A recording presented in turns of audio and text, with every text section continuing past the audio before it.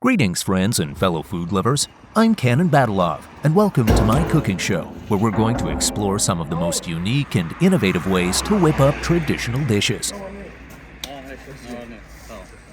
Today, we're starting from scratch, and I mean all the way. We're building a homemade barrel grill with the help of my good old friend who's promised to handle it.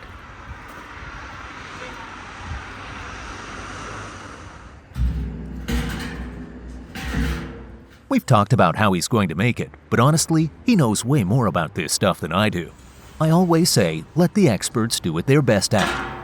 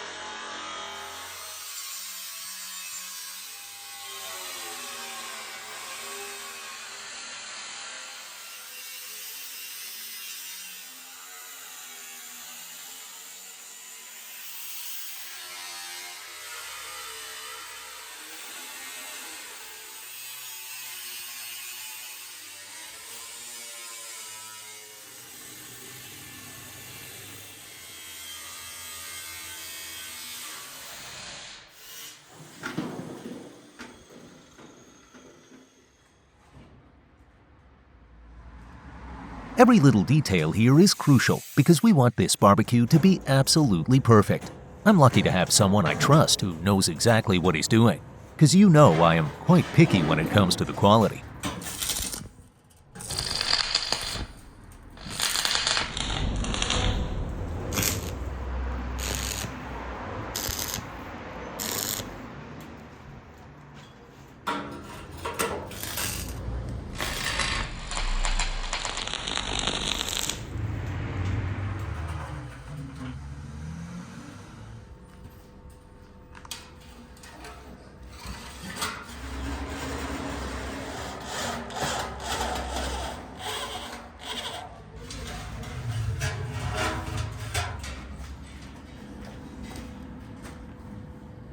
Alright, the grill's ready to rock. It's all set to get hot, sizzling with oil and puffing with smoke.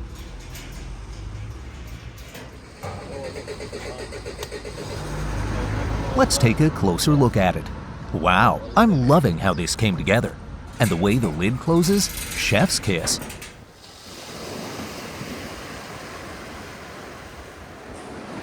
Now, I know it looks like I'm just hanging out at the beach, but I'm not here to relax. We're after shelly sand.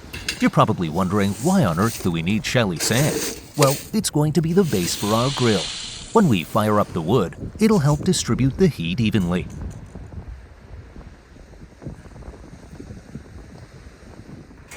These seashells are also going to act as a buffer. Let me break that down for you. A buffer in cooking helps keep the food from being directly exposed to extreme heat, so it doesn't burn or char.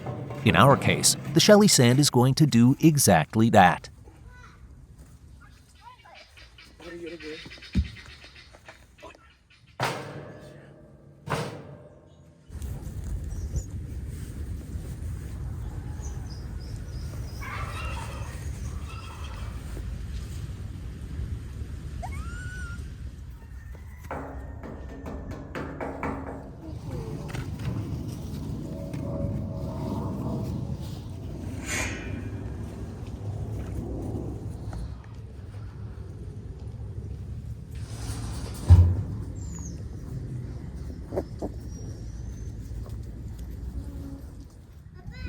Let's toss the sand into the grill and spread it out evenly across the bottom. Whenever I come up with these creative ideas, like using shelly sand, I get this sense of accomplishment that I don't quite get from more traditional methods.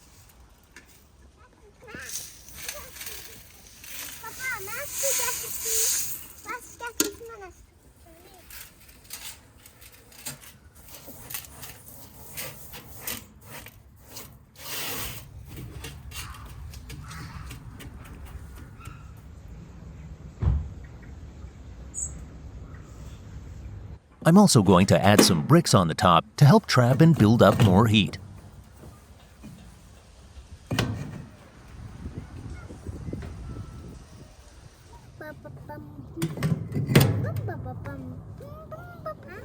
All right, my little helper, bring me some wood. I've got an amazing team, from the DIY crew to my cooking assistants.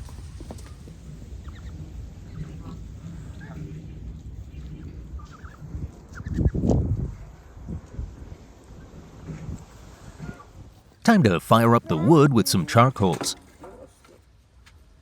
This grill's about to get lit.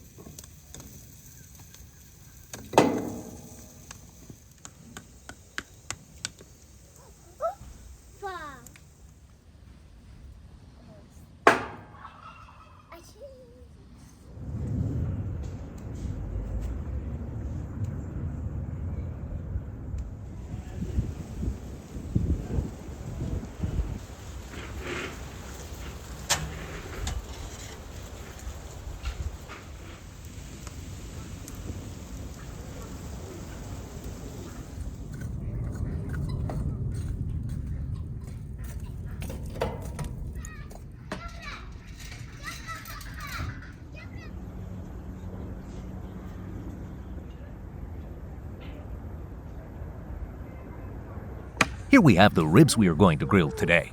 I managed to snag some freshly cut lamb because nothing beats the flavor of meat that's just come from the butcher. Fresh meat really brings that rich, vibrant taste that makes every bite worthwhile. Let's get these seasoned properly because we need them to be bursting with flavor, both outside and in. Look at this little one, learning the secrets of cooking right from the hands of a chef. What a lucky kid. Now, let's drizzle some oil over the ribs to help the seasoning stick and keep the meat nice and moist while it grills. A good layer of oil not only adds flavor, but also helps create that delicious crust we all love. Don't skimp on this part. It's essential for that perfect finish. All right, let's get the grill ready for its big performance.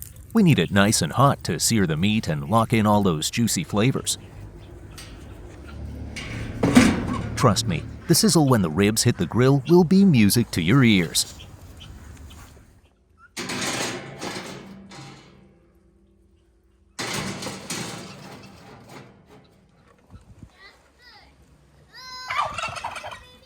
Time for action. The fat on the surface of the ribs is what's going to make them melt in your mouth tender and juicy. As it renders down, it will soak into the meat, creating a smoky flavor that's just to die for.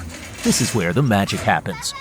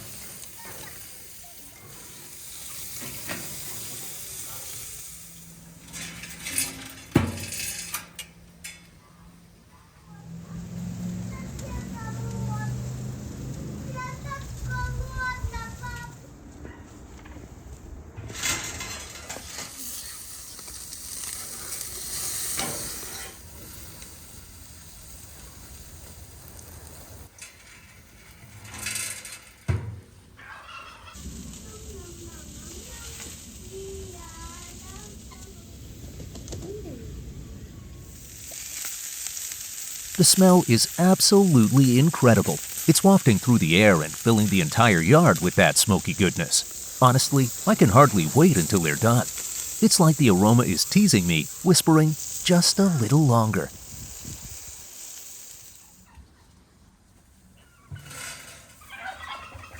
Just look at those ribs.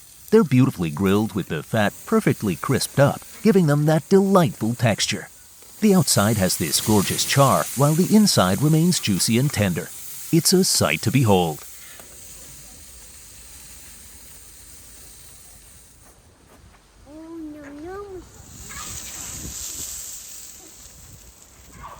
Yes, little lady, you're going to be the first to discover this ultimate deliciousness.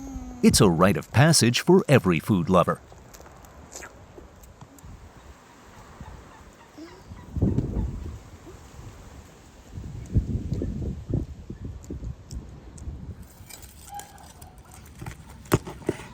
Now, let's slice them up nicely. The sound of the knife gliding through the tender meat is almost as satisfying as the taste itself. Hey, and don't forget to hit the bell icon so you won't miss any new episodes.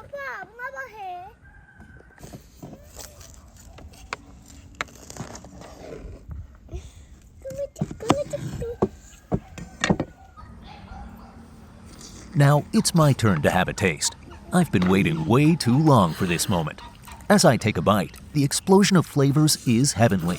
The smoky essence combined with the tender, juicy meat melts in my mouth, and I can't help but close my eyes in pure bliss.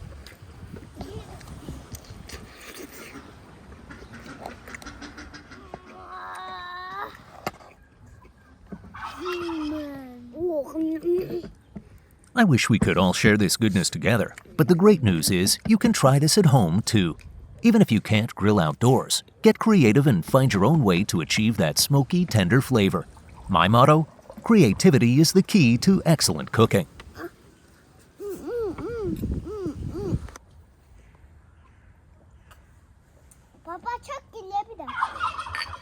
Cheers, everyone. We've done a fantastic job together today. I'm Kanan Badalov, and this has been another exciting cooking adventure.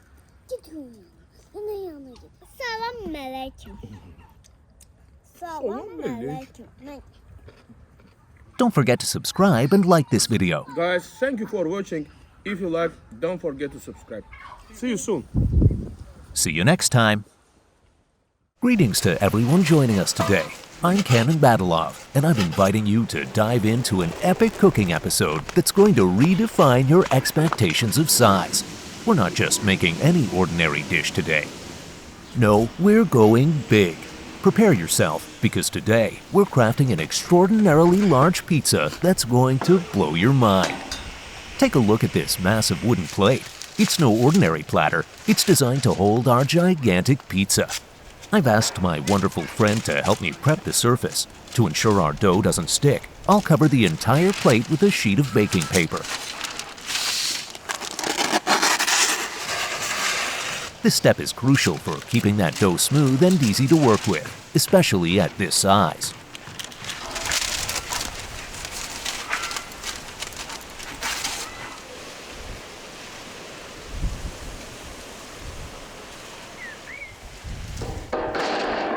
Now, let's get down to the dough.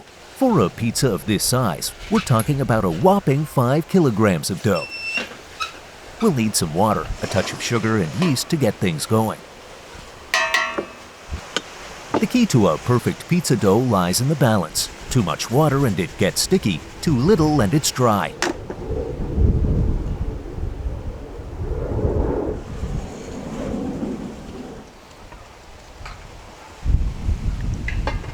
The sugar helps feed the yeast, giving our dough that beautiful rise, while the yeast works its magic, creating air pockets that give the crust its signature chewiness.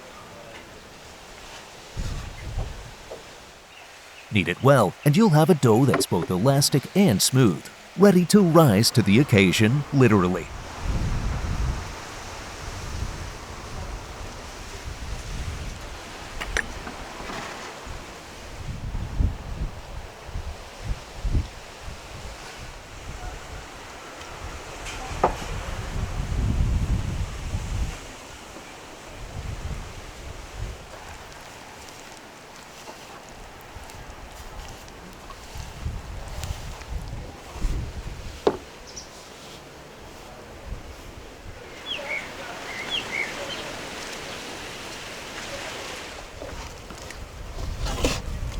Before we go any further, don't forget to subscribe, like, and hit that bell icon.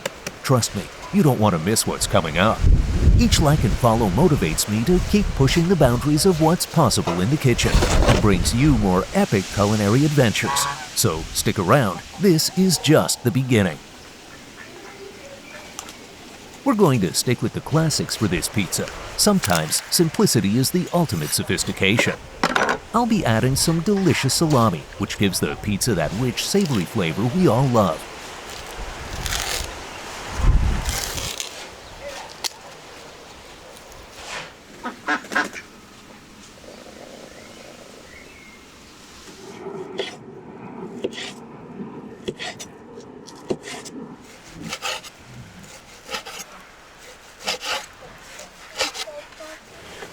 Fresh tomatoes will add sweetness, balancing the flavors perfectly.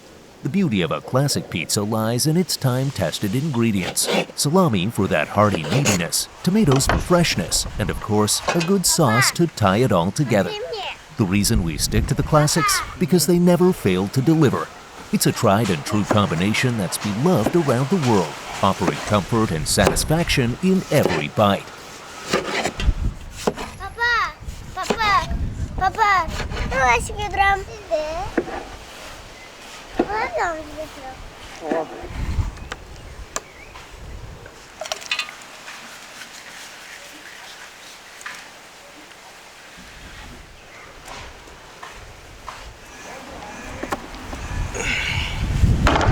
Let's not forget the cheese, an essential component of any pizza. Today, we're grating some Dutch cheese. Dutch cheese, especially varieties like Gouda, is known for its creamy texture and slightly sweet, nutty flavor. It melts beautifully, creating that golden, gooey layer that's going to blanket our pizza. The richness of the Dutch cheese complements the other ingredients perfectly, making each bite a harmonious blend of flavors. Now, let me describe our cooking setup. We're not using a regular oven for this beast of a pizza. We're going rustic.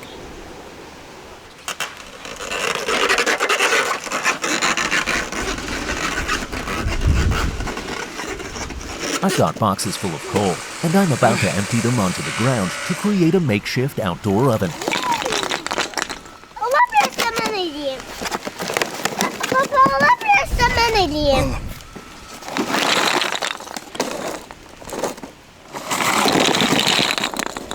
This method is going to give our pizza that unique smoky flavor that you can only achieve when cooking with real fire. It's a bit of extra work, but trust me, the taste is well worth it.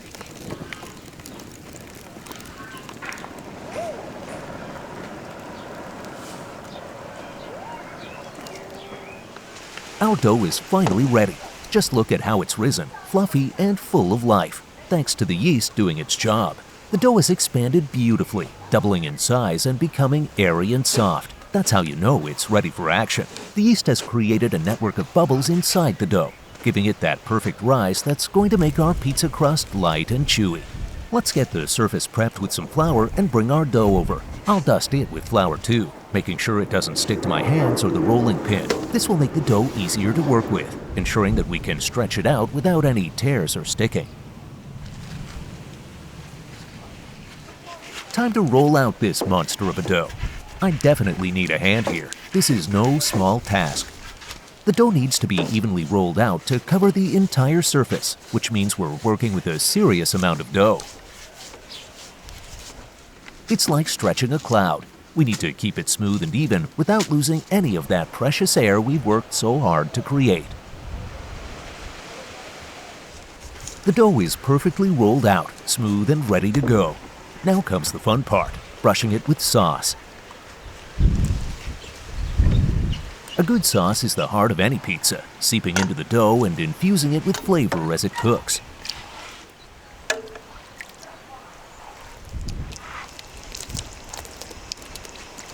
We're going to make sure every inch of this pizza is covered, setting the stage for the layers of toppings to come.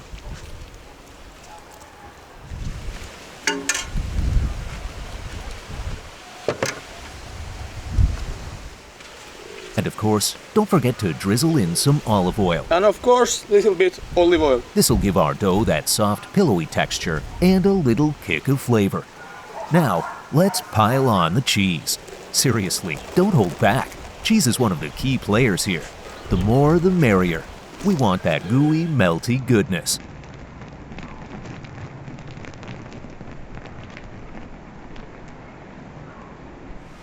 Next up, salami. This is where the magic happens. Make sure every inch of that pizza is covered in those savory slices. We're talking full-on flavor explosion in every bite.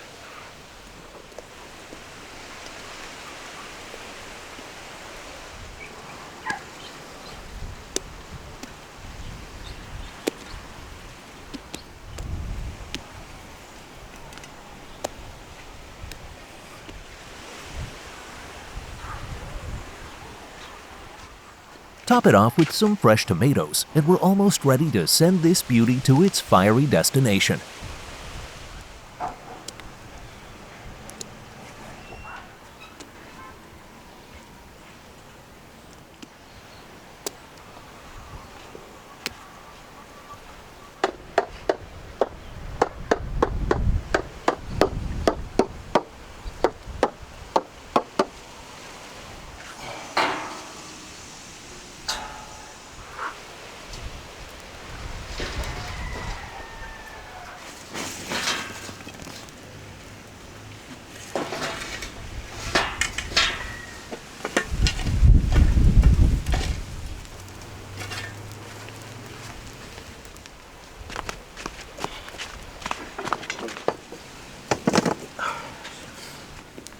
I'm placing a tray with coals right on top of the pizza so the cheese gets that perfect melt. We're talking bubbly and golden goodness.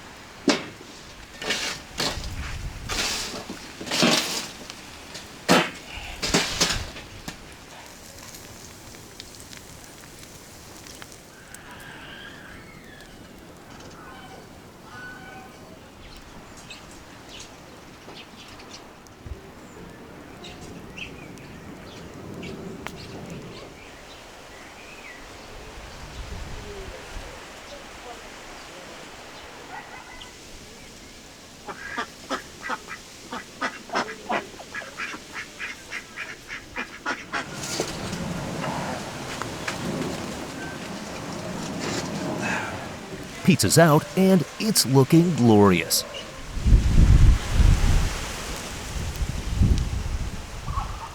The crust is crisp, the cheese is perfectly melted, and the toppings are sizzling.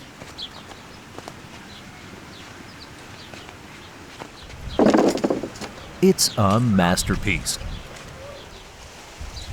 For slicing this monster, we're gonna need something big and hefty. This pizza's not for the faint of heart.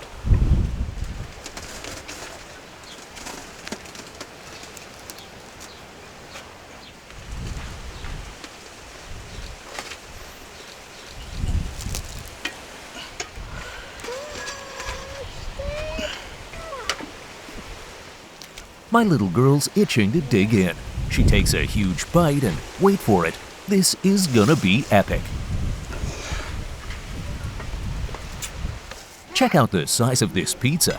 Have you ever seen anything this massive? It's a pizza party like no other. Don't forget to smash that subscribe button, give us a thumbs up, and hit the bell icon. You don't want to miss out on more giant cooking adventures like this one.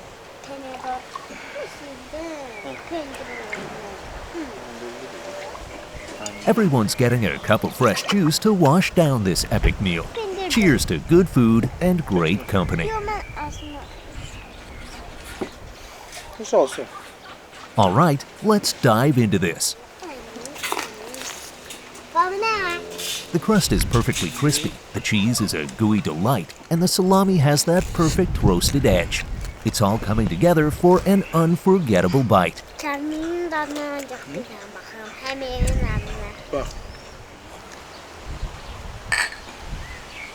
Cheers, guys. Cheers, guys. Don't forget to like and subscribe. Hit the bell icon to catch up on new cooking adventures with me, Kanan Badalov. Guys, it was hard work. If you like, don't forget to subscribe. See you soon. See you next time for more mouth-watering creations. Hey everyone, welcome back to the channel. It's Kanan here. Get ready, because today, I'm about to blow your taste buds away with something extraordinary. Texas brisket steak from beautifully marbled beef. We're talking melt-in-your-mouth tender, slow-cooked to perfection, with that smoky flavor that'll make you close your eyes in pure satisfaction. This is the kind of steak that legends are made of. So if you're ready for a dish that's bold, juicy, and absolutely unforgettable, stick around. You won't want to miss a second of this.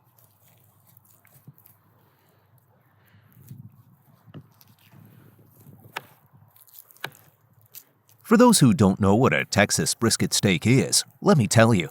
Alright, so this is basically one of the most famous southern dishes, known for being super smoky and tender. The thing is, brisket comes from the lower chest of the cow, and it's naturally a tough cut of meat. But when you cook it slowly over low heat for several hours, whether you're smoking or braising it, it turns incredibly juicy and full of flavor.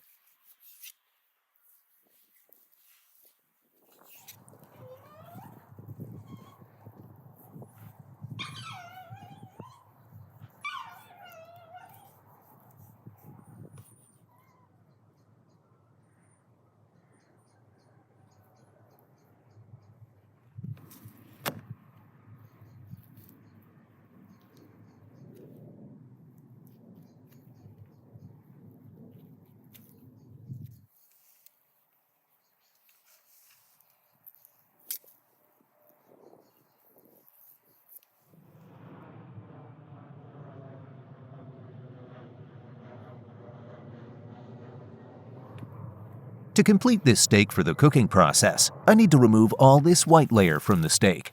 This is the excess fat that didn't render down during cooking.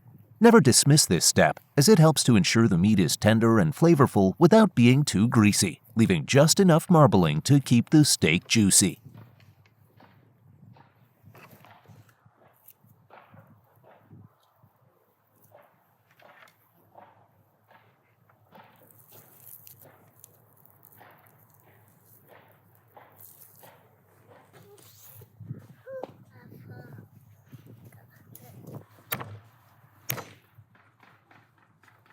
Nothing beats having this little girl by my side whenever I cook. It's such a joy watching her help out, and I feel like she's learning the craft of cooking in a way that's not just delicious, but creative too.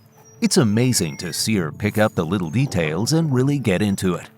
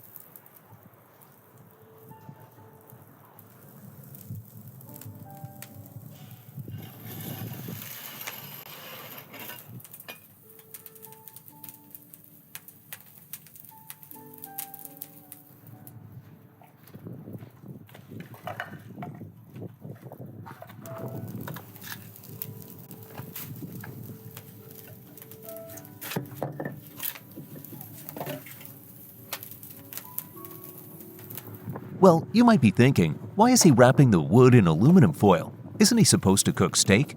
Don't worry, I haven't lost my mind. I'm doing this for a specific reason, to control the smoking process during cooking. This way, the wood releases smoke slowly and steadily, giving our steak that perfect smoky flavor without overwhelming it. Now, let's get this fella seasoned. We're going to add lots of seasoning here, and trust me, it's key. The blend of spices not only creates a flavorful crust, but it seeps into the meat, bringing out its natural juices. You want to be generous with your seasoning. Paprika, garlic powder, salt, pepper, maybe a bit of cayenne for a kick. All of it works together to make sure every bite is packed with flavor. This step is what takes a good steak to the next level.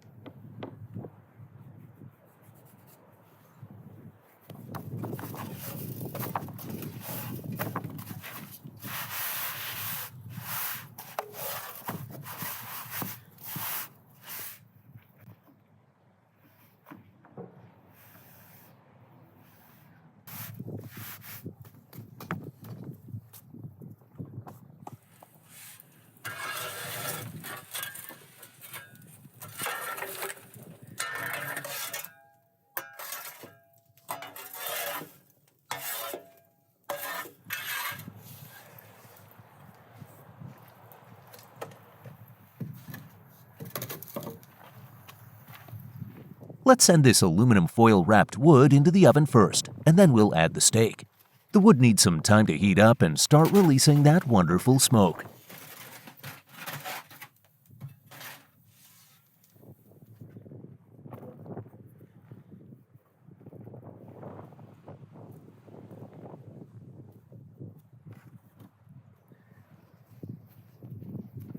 The steak should be cooked in the oven for about 15 to 20 minutes to reach that perfect medium rare temperature, which is around 135 degrees Fahrenheit, 57 degrees Celsius.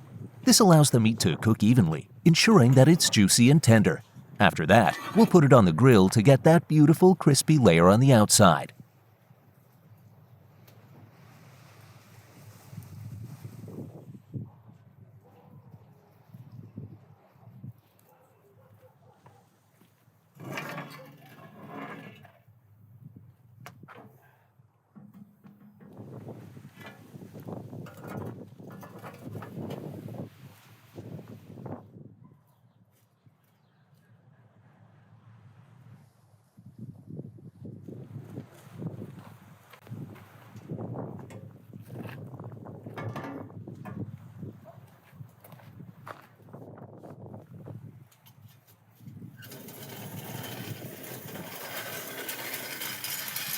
Now let's check the steak to see if it has that crispy layer, and it does.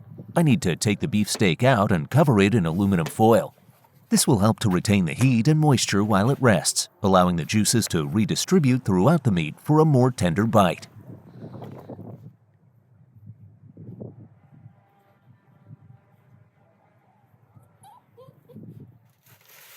I don't need this log in aluminum foil anymore. It has done its job. Now I need to fill the oven with firewood. This is essential because it will create that intense smoky flavor we're aiming for in our cooking process. The hot firewood will produce the right amount of smoke needed to enhance the flavor of the steak as it finishes cooking.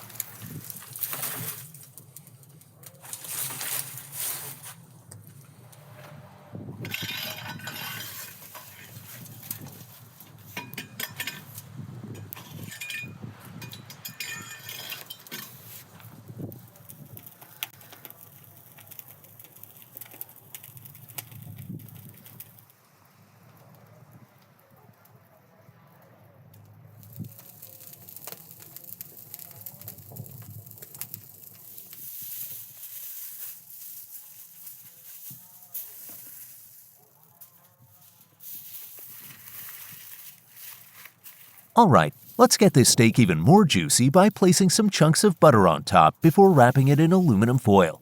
This not only adds richness and flavor, but also helps to keep the steak moist as it cooks. The butter will melt and baste the meat, giving it that luxurious, buttery finish.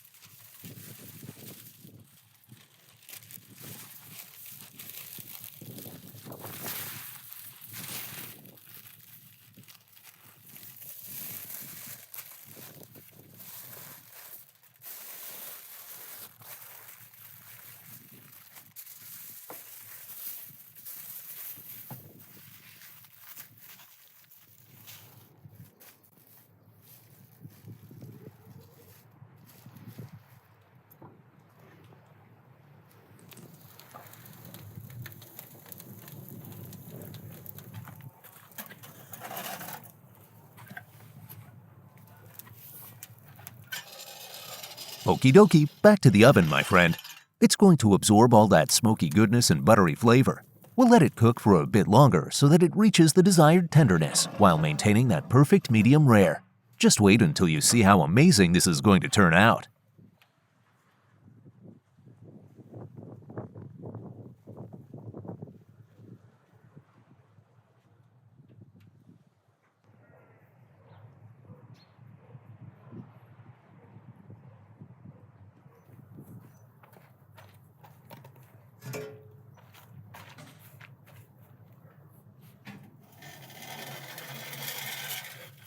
Alright, moment of truth. It's time to check on our steak.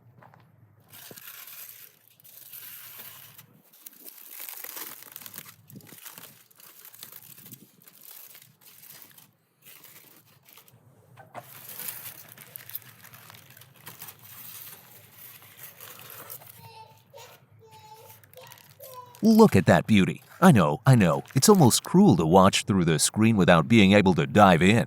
Trust me, my appetite is just barely under control right now. My little girl, come here. Look at what your dad has made for you. Tonight, we're having an unforgettable dinner. This steak is absolute perfection, cooked medium rare just the way it should be. When I press my fingers lightly against the surface, look how the juices from the meat come flowing out. The aroma is rich and smoky with that irresistible scent of charred beef. It smells so good you can almost taste it before even taking a bite. There's a deep savory richness to it that's going to make this first bite an explosion of flavor.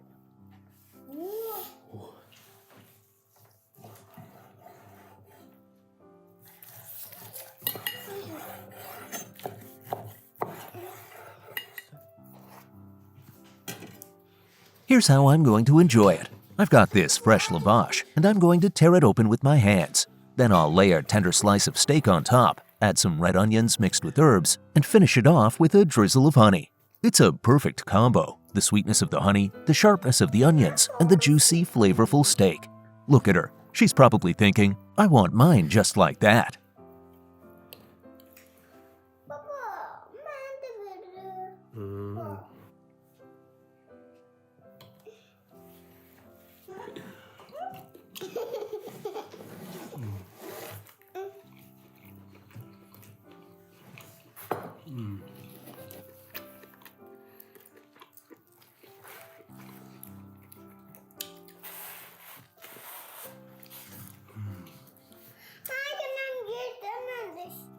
All right, now it's your turn, little one.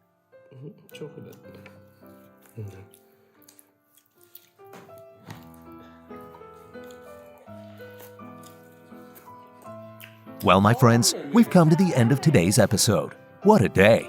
The Texas brisket steak turned out to be an incredible culinary experience. I hope you had as much fun watching as we had making it.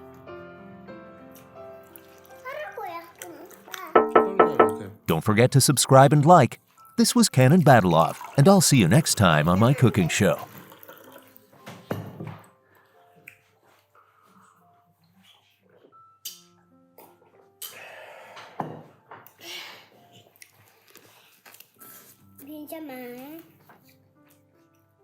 Perfect, guys. If you like, don't forget to subscribe. See you soon. Assalamu alaikum. Hello, dear friends. Here we are again exploring the most extraordinary recipes. I am Kanan Badalov, and I welcome you to this channel. I hope you're ready to dive into something special today. Today we are going to make you crave something sweet, something ultimately refreshing for this sweltering summer. We're talking watermelon, but not just any watermelon. I'm talking about the kind that's perfectly ripe, with a vibrant green skin and deep red flesh. A good watermelon should feel heavy for its size and have a deep hollow sound when you knock on it.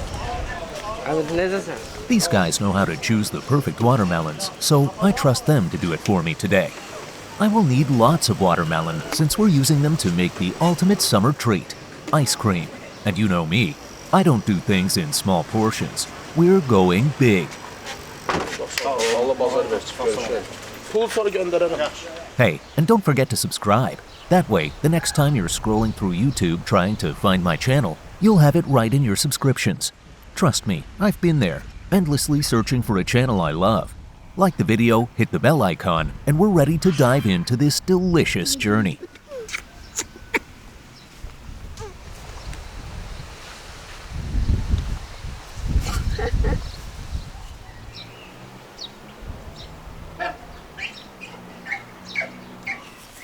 I am pairing the watermelon ice cream with orange ice cream. First things first, let's give these watermelons a good wash.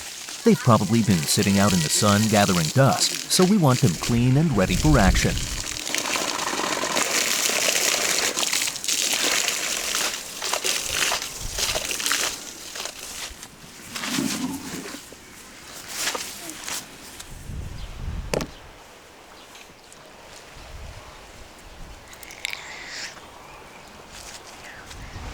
Look at this army of watermelons, standing at attention and ready to sacrifice themselves for something truly special. The ultimate summer delight awaits. Surely, to get those sharp and smooth cuts, I need a proper knife, don't you agree? What's a chef without a sharp knife? A good knife is the backbone of good cooking. Without it, you're just hacking away, and the result? Messy, uneven cuts, and nobody wants that.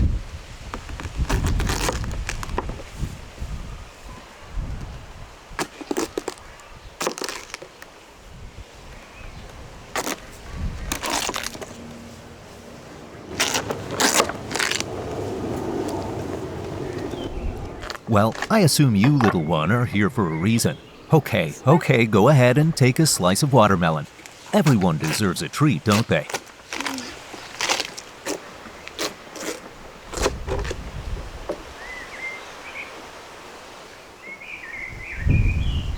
We've cut all the watermelons in half, and now it's time to continue chopping them into smaller pieces. The more we cut, the closer we get to that refreshing ice cream.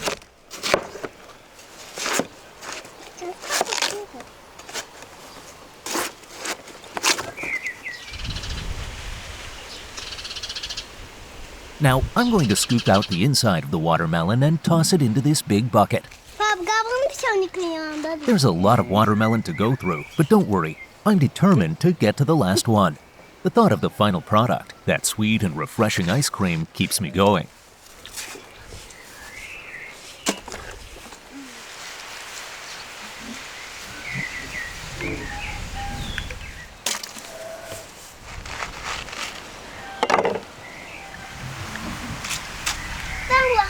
All right, little one, let's see what you've got planned. Sounds interesting. You've got some creative ideas up your sleeve, haven't you?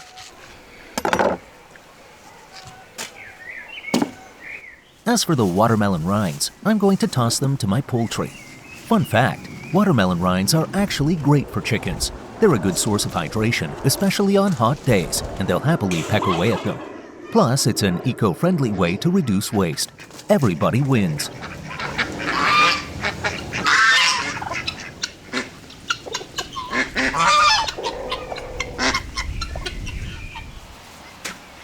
Before turning this mass into liquid, we need to smash the watermelon flesh. By doing this, it'll be much easier to blend later. Think of it as a pre-blender workout.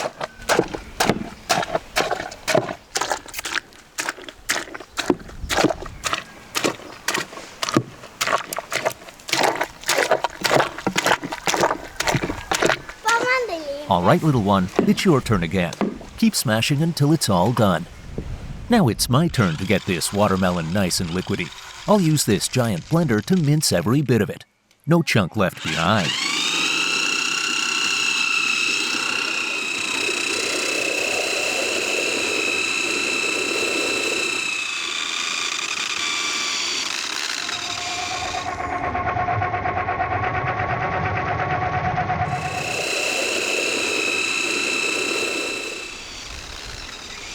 Now, let's drain the mixture to remove any leftover pulp or seeds. We want the watermelon juice to be as smooth as silk, so there are no chunky bits in our ice cream.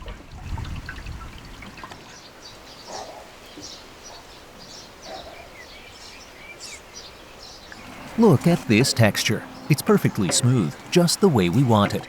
It's going to make for the creamiest watermelon ice cream you've ever had.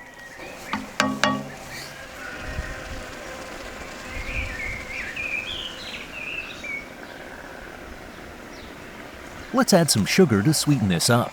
We want that perfect balance between the natural sweetness of the watermelon and the added sugar.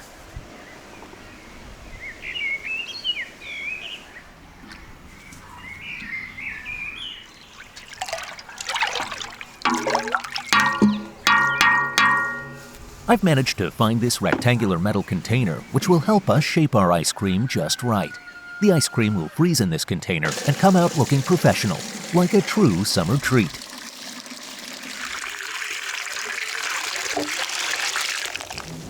All right, we're done with the watermelon. Now, let's move on to the oranges. I've got dozens of them, and they need to be cut in half so we can juice them.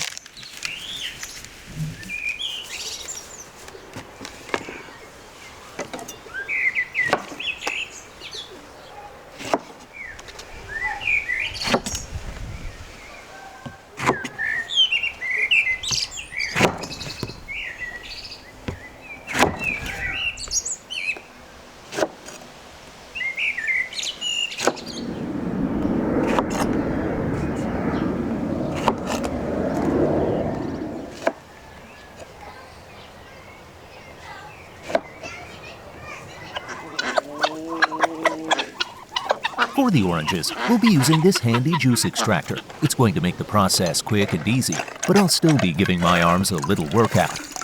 While I'm here exercising my arms with the juicer, don't forget to hit the subscribe button and like the video. You wouldn't want to miss out on future recipes, right?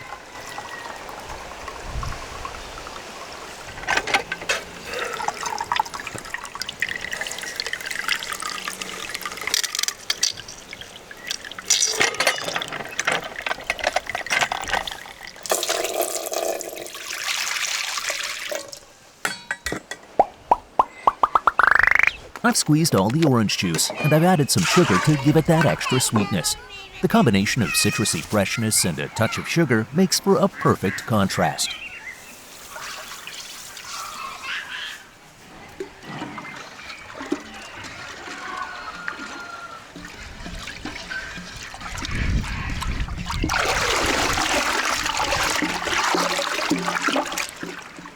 Here's another rectangular metal container for the orange ice cream. Just like the watermelon, this will help give it a nice shape.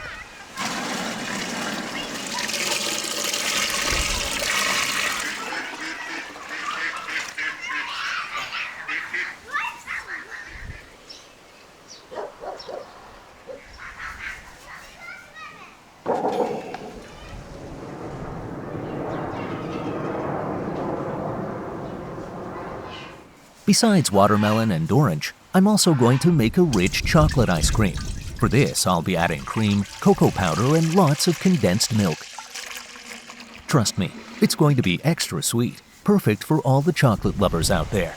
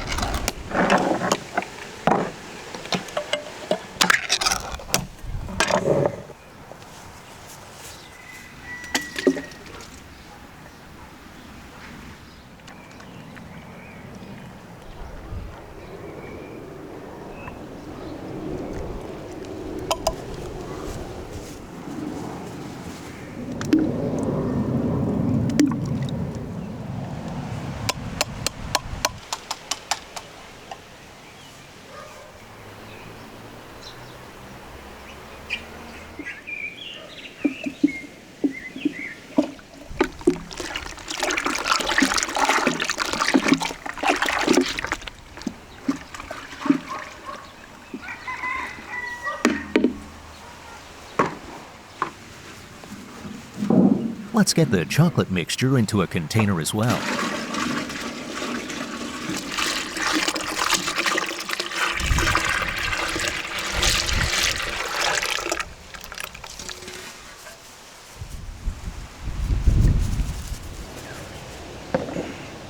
And now, all three containers are ready.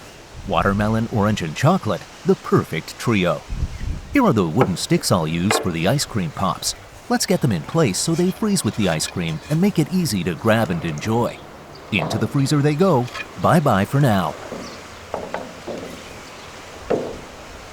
Now guys, let's frozen it and see you tomorrow. Somelik.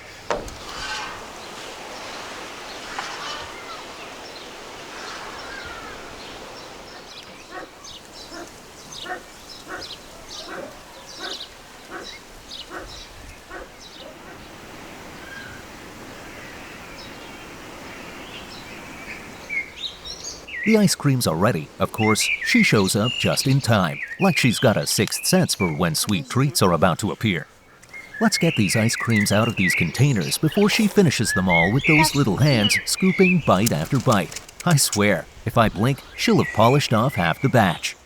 It's done, guys. Look at this size. This ice cream is almost as big as you are, buddy. Maybe bigger. I think this one counts as a full meal. Dessert for dinner, anyone? Well, the chocolate one looks even better. I don't know which one I'm gonna go for. Which one do you want me to taste? Oh my God! And finally, the reigning champ. Look at this, bold, juicy, and larger than life. We call him the Watermelon King. These sizes are meant for someone much bigger than us, but well, who said we won't pull it off? Whoever said size matters clearly hasn't met us. We may be small, but we've got the spirit and the appetite to take down these frozen giants.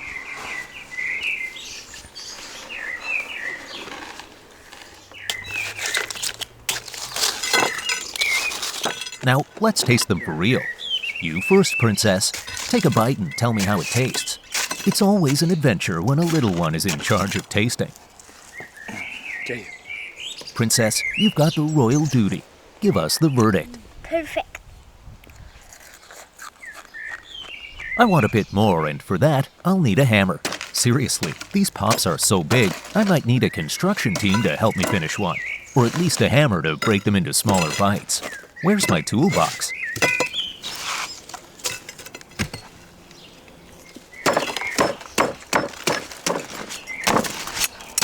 Papa, matnie. Papa, mnie patrzy. Papa. And don't forget to subscribe. Trust me, you won't want to miss the next episode, as there is something extra special awaiting you.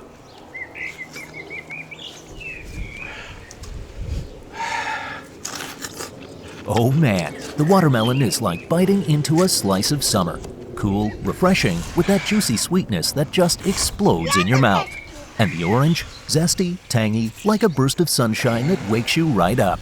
It's like sunshine and fruit salad in every bite. Now, let's have a bite of this chocolate one. Creamy, rich, just like always. Guys, this was something to experience. I guess I'll never get store-bought ice cream again after making my own. But let's be honest, the next batch will be a bit smaller. Thanks for sharing this sweet moment with me. Guys, thank you for watching. If you like, don't forget to subscribe. Salam alaikum. I'm Kanan Badalov, and this has been an unforgettable cooking adventure. Until next time, keep it cool, keep it sweet. Greetings, food fans and taste explorers. Ready to witness the wildest cooking challenge yet? Welcome back to my channel. I'm Kanan Badalov, and today, we're not just flipping burgers, we're tackling a 10-kilogram burger monster that's bigger than our average picnic table.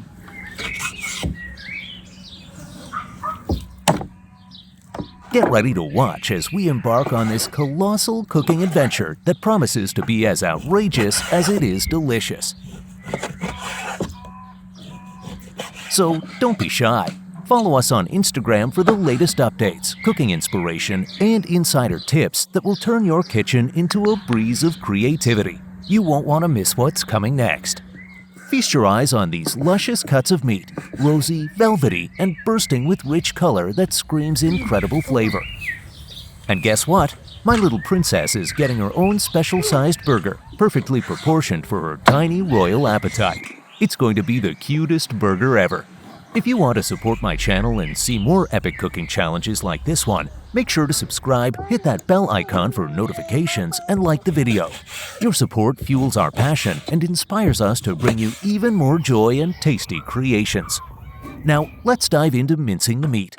I'm using these heavy-duty cleavers, perfect for the job. Their rectangular blades are built for serious chopping, slicing, and mincing.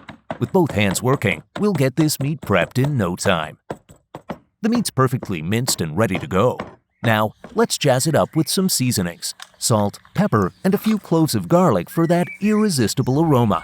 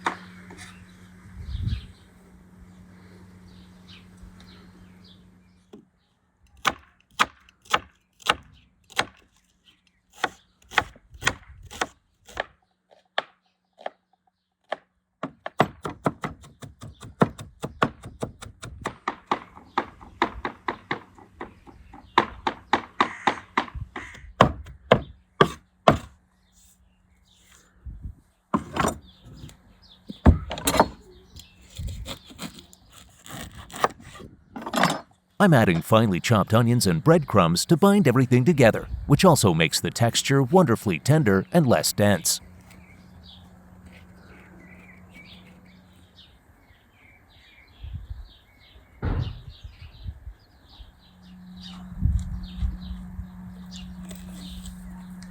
Time to mix all those ingredients together until they're perfectly combined.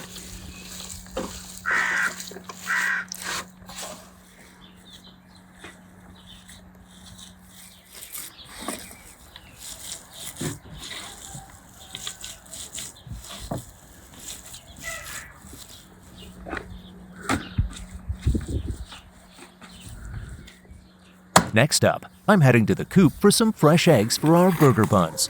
Store-bought buns just don't cut it, as they get soggy too quickly.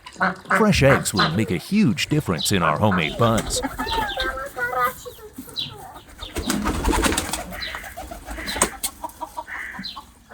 Let's see what we've got in the coop. Not a huge haul, but it'll do just fine.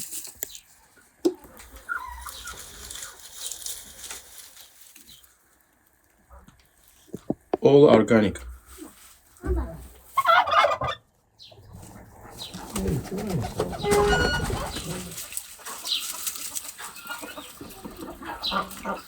Check out these adorable puppies. Everything to make my daughter's day special. For the buns, we need flour, a spoonful of sugar, a spoonful of yeast, 1 egg, 200 milliliters of sunflower oil, and a bit of water. Mix these ingredients together to create a dough that will rise beautifully.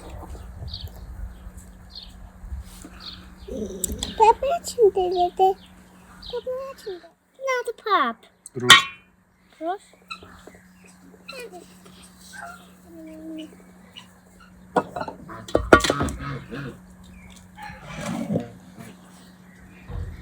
Dobra, ja. Gastra. Elmy.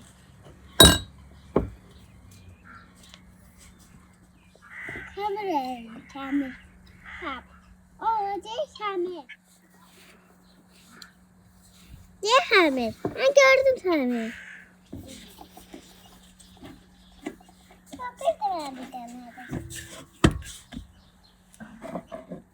Nasıl dövüyor? Ne dövüyor?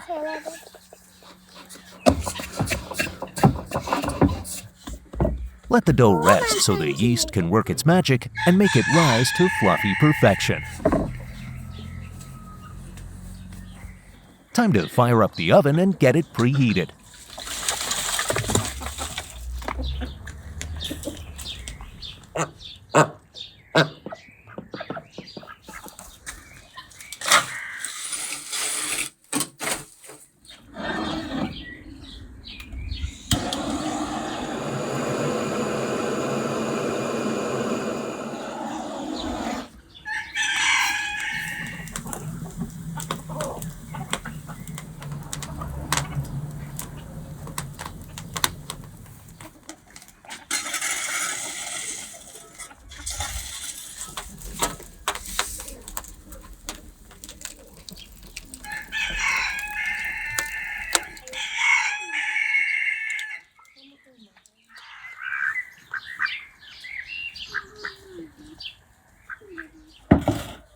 The dough is now ready, fluffy and perfect for shaping.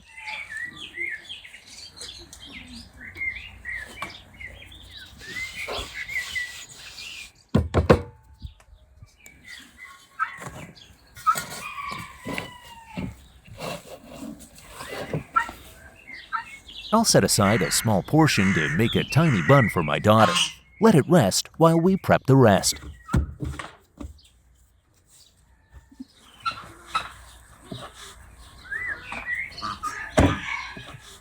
This is for my daughter. I'm going to cook the main bun in this pan, perfectly sized for our monster burger. A quick brush with oil will ensure it doesn't stick.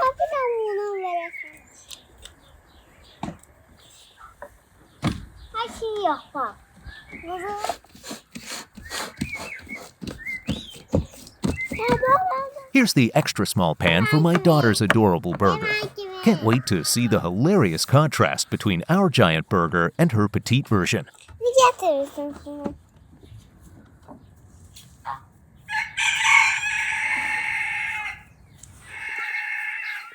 Let's check on the oven.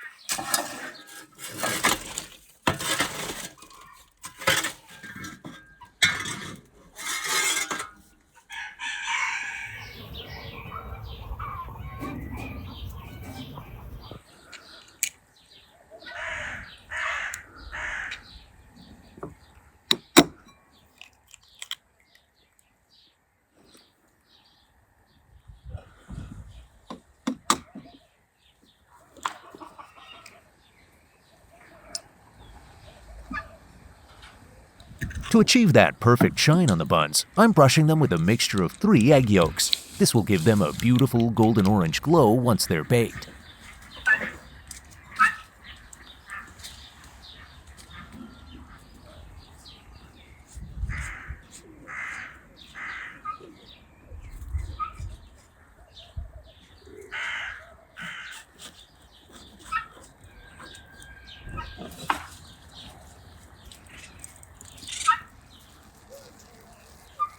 Don't forget the sesame seeds. They're a must for that classic burger bun finish.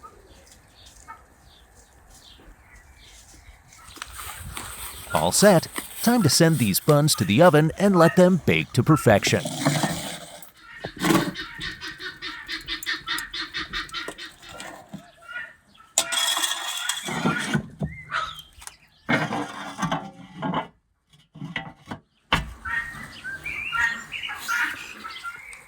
Alright, so I'm kicking things off with a killer drink, purple basil tea.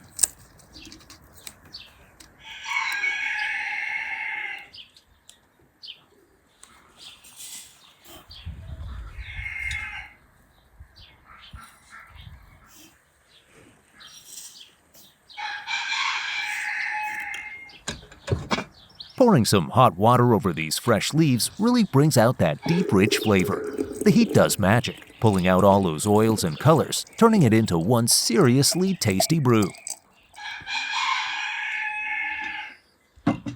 This is my go-to drink when I'm chowing down on something hearty, simple but packed with flavor.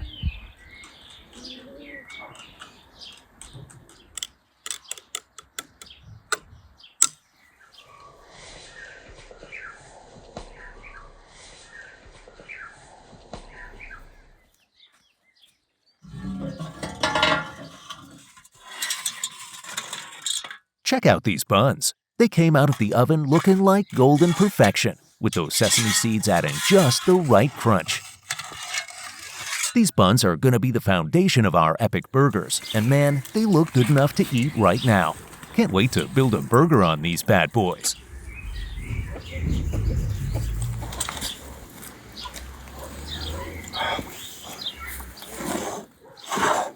Now, let's get down to business and prep the rest of the burger fixings. We're aiming for that perfect blend of flavors and textures to make these burgers straight up legendary.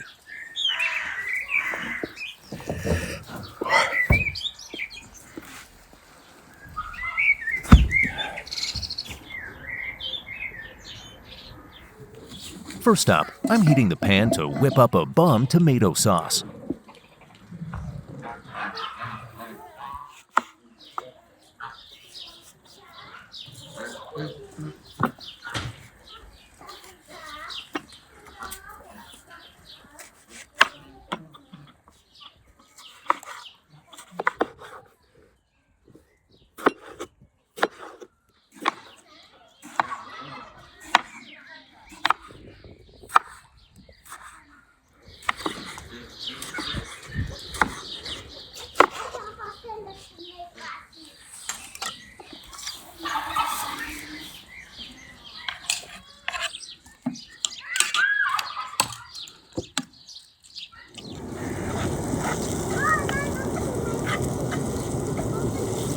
Ahmet'im, Onda da senin. gir acele.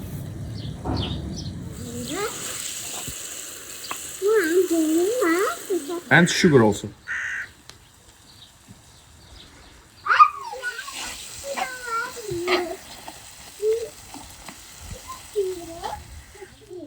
Now we need tomato juice.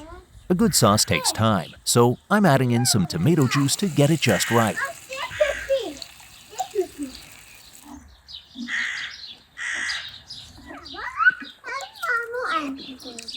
More salt. Gotta season it perfectly so it's tangy, savory, and packed with flavor.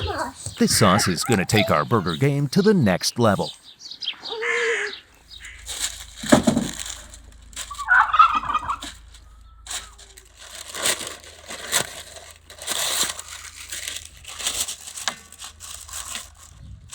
Time to get the big grill ready. I'm covering it with baking paper and brushing it with oil so nothing sticks.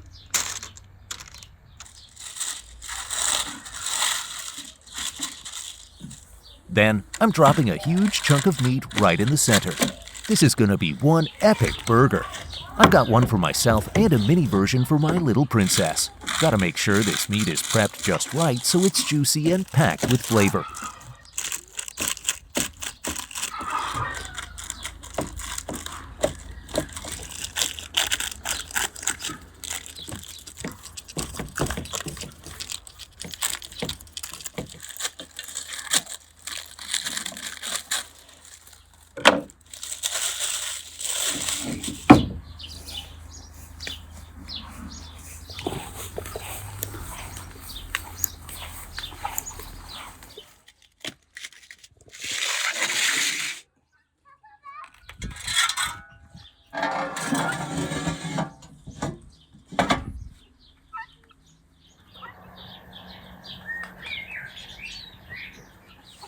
Next up, I'm slicing the buns in half and gotta get them ready for the action.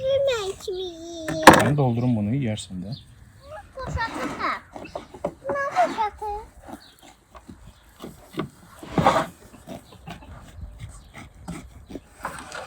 Popolaman delim.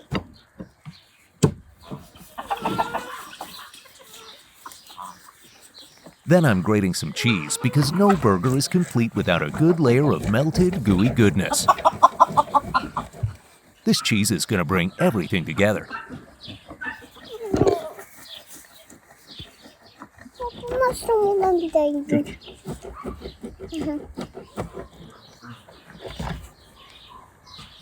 Oh, and don't forget, if you're digging this, make sure you follow us on social media. You don't want to miss out on all the behind-the-scenes action and tips I'm throwing down.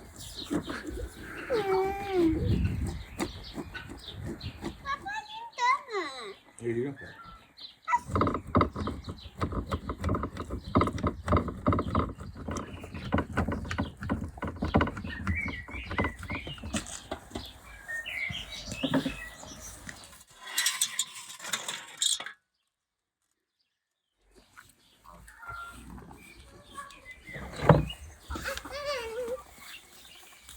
Now, I'm pulling the meat out of the oven and smothering it in that freshly grated cheese.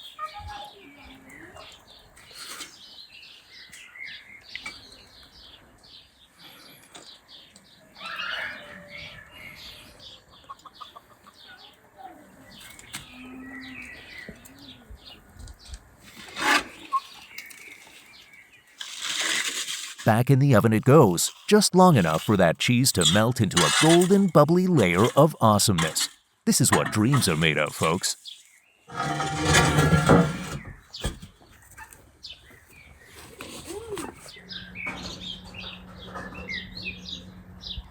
Now it's time to get those pickles ready.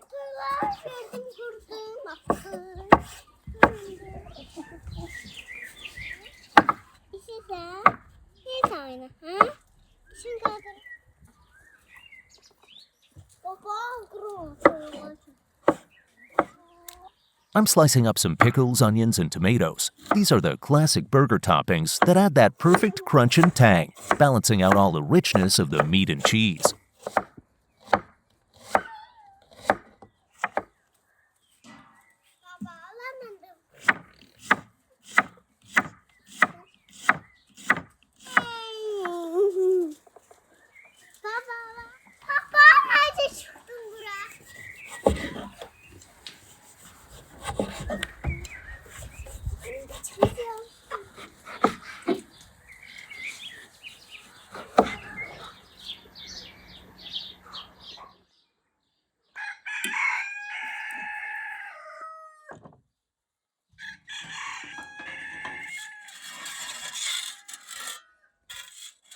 The meat is ready and the cheese has melted over it like a dream. Just look at that. Perfectly cooked, juicy, and bursting with flavor.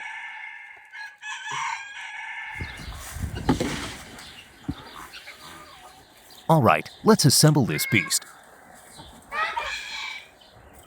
First goes a good slather of sauce on the bun, then a crisp lettuce leaf, followed by the meaty patty.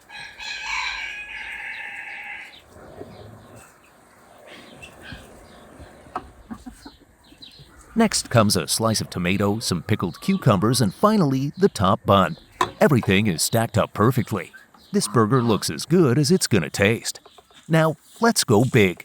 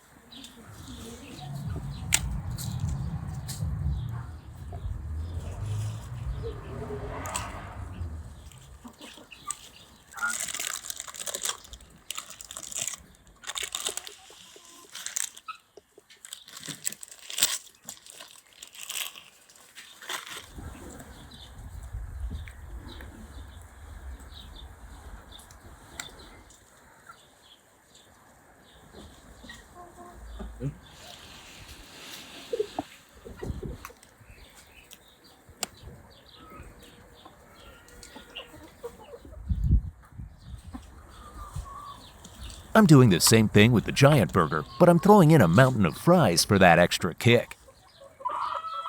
This burger is a feast. A whole mountain of flavors and textures all in one bite. Perfect.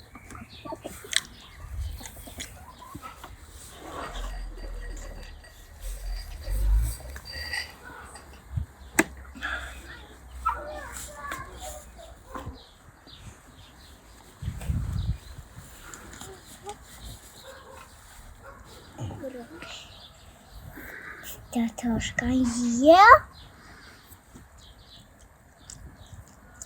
Tak. My daughter takes the first bite of her burger, and man, her face lights up like it's Christmas morning. There's nothing better than seeing her enjoy something we made together. Campus,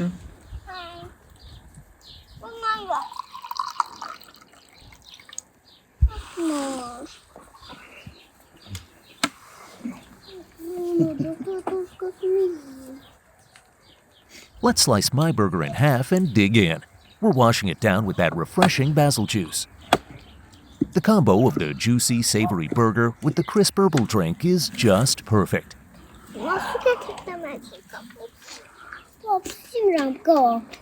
First bite, and I'm hit with an explosion of flavor. The meat is so tender and juicy, the sauce brings in that perfect tang, and the melted cheese ties it all together. This is homemade at its finest, and every bite is pure bliss.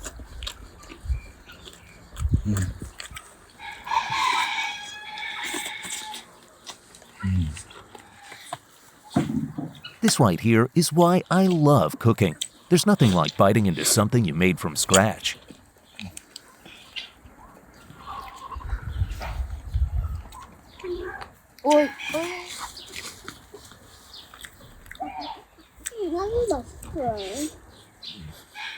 Guys, this was perfect. If you like, don't forget to subscribe. See you soon. Salam alaikum. I'm going in on this burger with a serious appetite, savoring every bite. This is what it's all about, folks.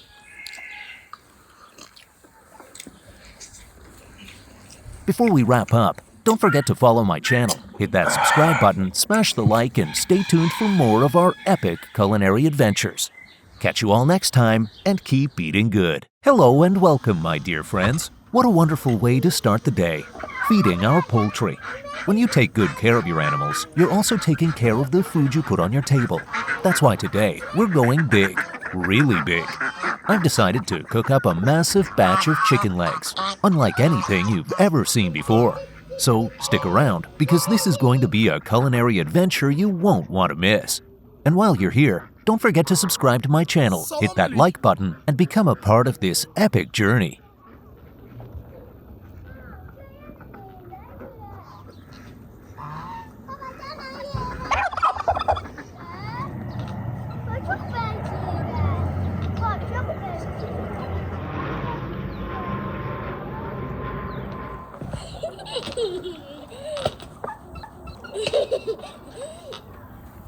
I'm starting by cutting the ends off each chicken leg and peeling off the skin.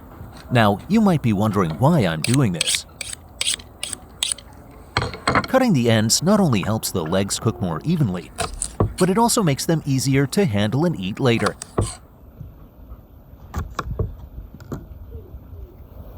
Peeling the skin off, that's to make sure our seasoning gets right into the meat, giving it that full, rich flavor in every bite. Trust me, it's worth the extra effort.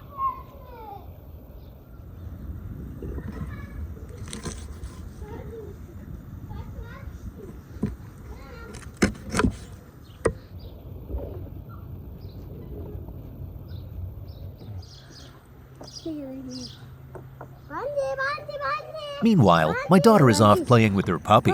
Always a fun sight around here.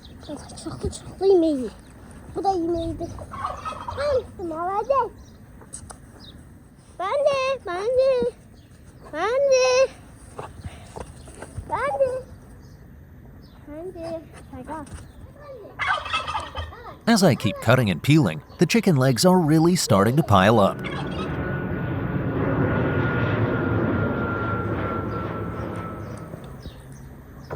You know, one of my favorite dishes to make with chicken is a good old-fashioned roast, where the meat is tender, juicy, and full of flavor. But I'm curious, what's your favorite way to cook chicken? Let me know in the comments below. I'd love to hear what you're all making in your kitchens.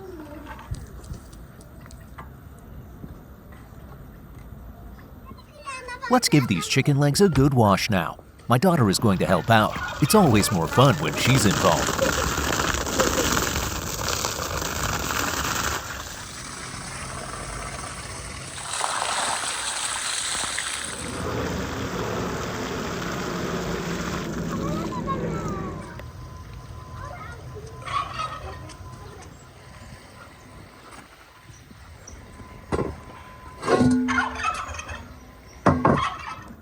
Now that they're clean, I'm making a few cuts into each leg. This helps the flavors seep deep into the meat as it cooks, ensuring every bite is packed with deliciousness. I'll transfer them from one bowl to another as I go, getting them ready for the next step.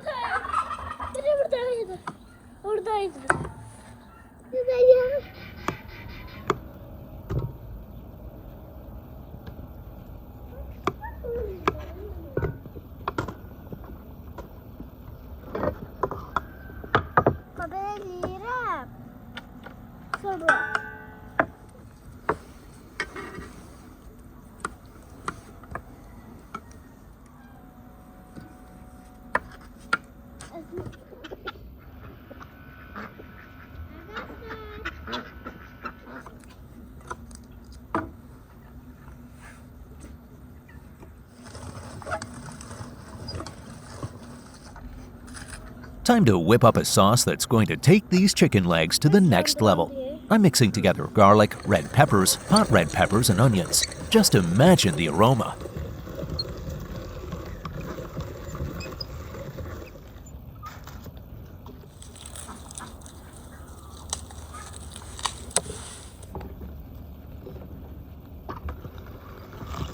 Once the sauce is ready, I'm pouring it over the chicken, adding in some salt, pepper, and paprika for that extra kick.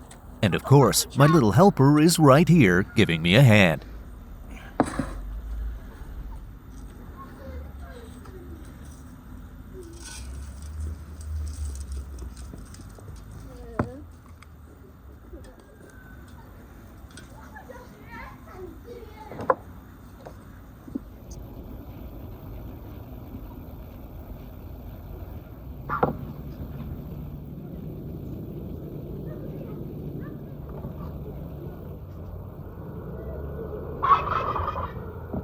And let them mix it. Let's get everything mixed together now.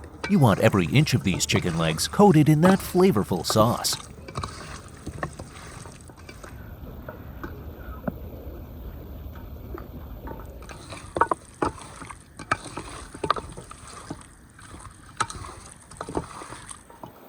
And guys, now let's keep it 1 hour in marinade. Now it's time to set the fire. We're going to cook these babies on the sage, a traditional flat pan that gives the chicken an amazing smoky flavor.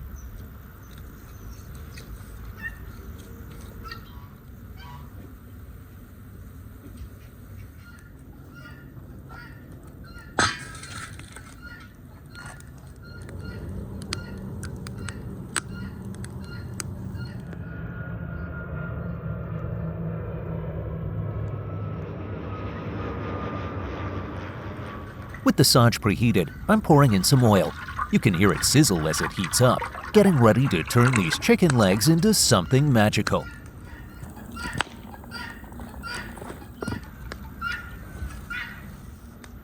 Here we go. I'm placing each chicken leg into the sage, and they're bathing in that hot oil, giving off a mouth-watering sizzling sound. You know that sound. It's the sound of something good happening.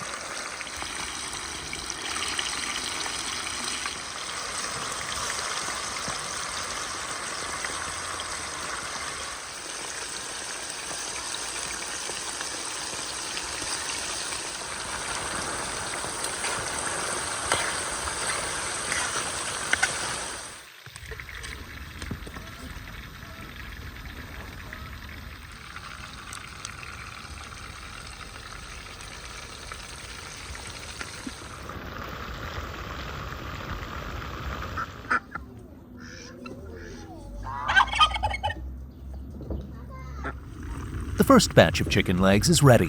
Just look at that golden, crispy skin. Perfectly cooked and absolutely irresistible.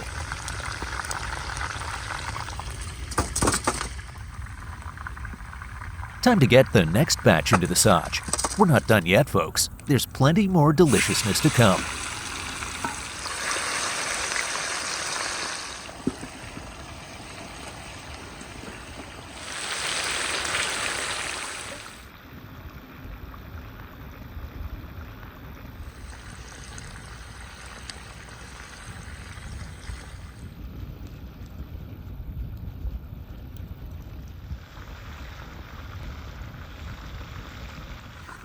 And there it is. The second batch of chicken legs is done. They're crispy, they're juicy, and they're piling up, ready to be devoured.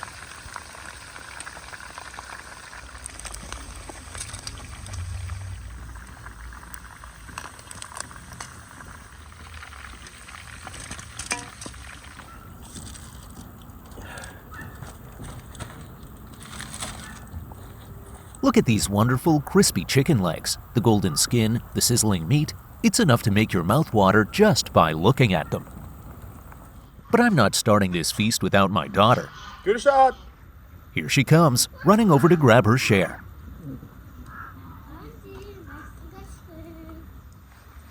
And remember, don't forget to dip your chicken leg in the sauce. That's where the magic really happens. Baba. Ne diyeceğim? Father and daughter side by side, munching on these delicious chicken legs. There's nothing better.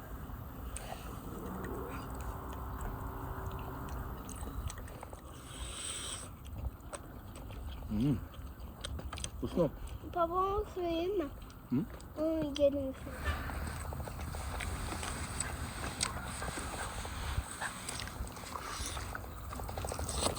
Bence benim. Evet. Bence babamı söyleyeyim. Tut kime yiyor? Tut kime yiyor? Tamam. Tut tamam. Nerede kalkalım? Benim annem bence. Oradan. Bence. Tamam.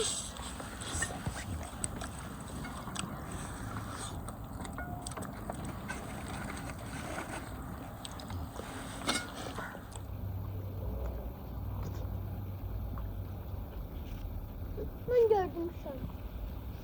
Before you go, make sure to subscribe, like, and hit that bell icon.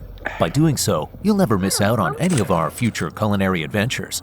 Whether we're cooking up something huge, trying out a new recipe, or just having fun in the kitchen, you'll be right there with us every step of the way. Guys, thank you for watching. If you like, don't forget to subscribe. See you soon. Until next time, my friends, happy cooking.